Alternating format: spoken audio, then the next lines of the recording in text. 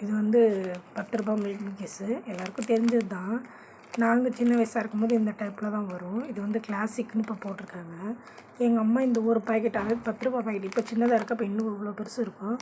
So அதில் வந்து 13லேருந்து 15 counting இருக்கும்.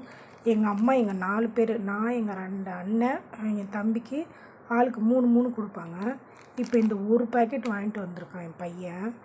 பெரியவன் சொல்கிறான் எனக்குன்றான், சின்னவன் எனக்குன்றான். சரிடா இதில் பாதி பாதி எடுத்துக்கிறேன், ஒரு பாக்கெட்னா கொடுங்க, இல்லாட்டி வேண்டாம் அப்படின்றாங்க. பசங்க வாங்கி கொடுக்குறதுல தப்பு இல்லை, வாங்கி எத்தனை வேணால் வாங்கி கொடுக்கலாம்.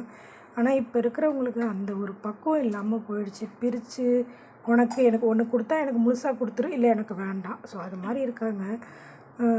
எல்லா விஷயத்தையும் இல்லை, ஒரு சில விஷயங்களில் தான். என்னதான் இருந்தாலும் 90s கிட்ஸ் மாதிரி வராதில்ல, அதுதான். ஸோ எனக்கு திடீர்னு ஞாபகம் வந்தது, அதான் உங்கள்கிட்ட ஷேர் பண்ணேன்.